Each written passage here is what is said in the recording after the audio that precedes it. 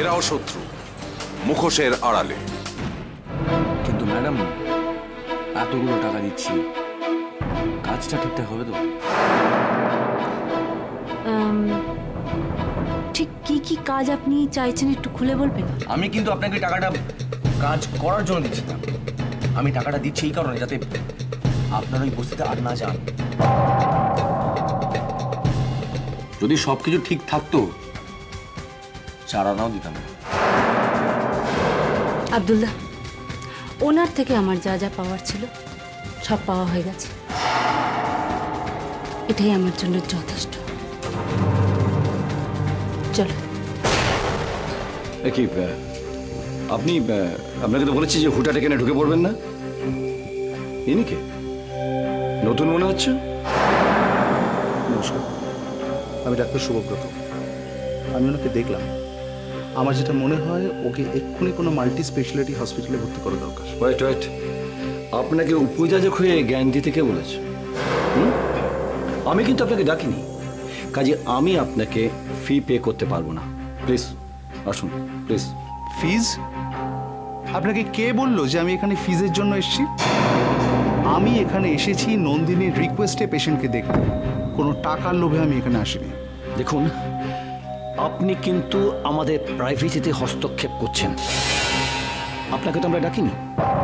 আপনি দয়া করে আমাদের চিকিৎসায় কোনো গোলযোগ ঘটাবেন না, প্লিজ। আপনি এখন এখান থেকে আসতে পারেন। দেখুন, আপনি কেন বুঝেও না বুঝার ভান করছেন যে ওকে এখানে রাখলে ওর ঠিকঠাক ট্রিটমেন্ট হবে না? ও এখানে থাকলেও রাখলে যা হবার হবে সেটা আমি বুঝে নেব। এ নিয়ে আপনাকে মাথা ঘামাতে হবে না। এখান থেকে আমি ওকে ঠিক নিয়ে যাব, নিয়ে যাবই। আপনি না চাইলেও আমি এখান থেকে ওকে নিয়ে যাব। চ্যালেঞ্জ নিচ্ছেন? চ্যালেঞ্জ? হ্যাঁ, চ্যালেঞ্জ নিচ্ছি। দেখি ওকে এখান থেকে নিয়ে যাওয়ার পর আপনি আমার কি করতে পারেন। চলো শুভদা। আমি তোমাকে সেদিন বারবার বলেছিলাম সিমরানকে বিশ্বাস করো না। তুমি আমার কোনো কথা শুনলে না। তুমি আমাকে সত্যি কথা বলনি, তুমি কাগজপত্রে সই করে দিয়েছো। সিমরান আমাকে সই করিয়ে তোমাদের বলতে বারণ করেছিল। তুমি আমায় যেদিন জিজ্ঞেস করেছিলে, ওই দিনই ও আমার সই করিয়েছিল। এবার এবার কি হবে? দাঁড়াও, আমি নন্দিনীকে একটা ফোন করছি।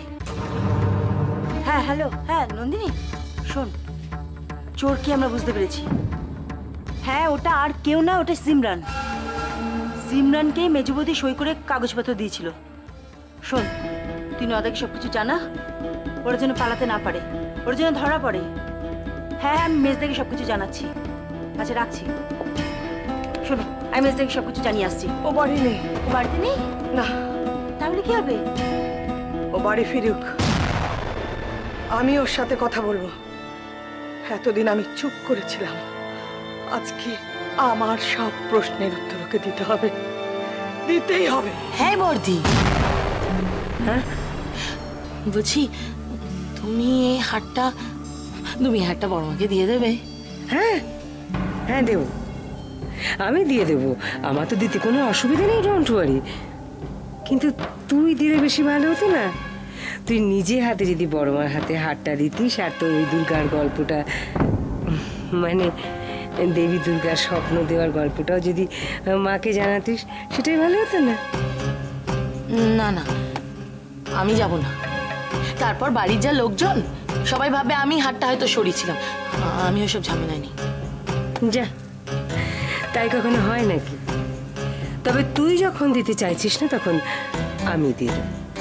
যাই হোক, তুমি বড় মাকে দিয়ে দিও। হ্যাঁ, আর শোনো, বলছি হারটা যে আমি দিয়েছি এটা কাউকে বলবো? বলো না, বলবে না? না, বলবো না তো। ডার্লিং সুমিত, এই কটা দিনে তোমাকে আমার বেশ ভালো করে বোঝা হয়ে গেছে। নিজের গাছ গুছিয়ে নিতে জানলেও টাকা পয়সা ছাড়ার ব্যাপারে তুমি এক নম্বরের চিটিংবাজ।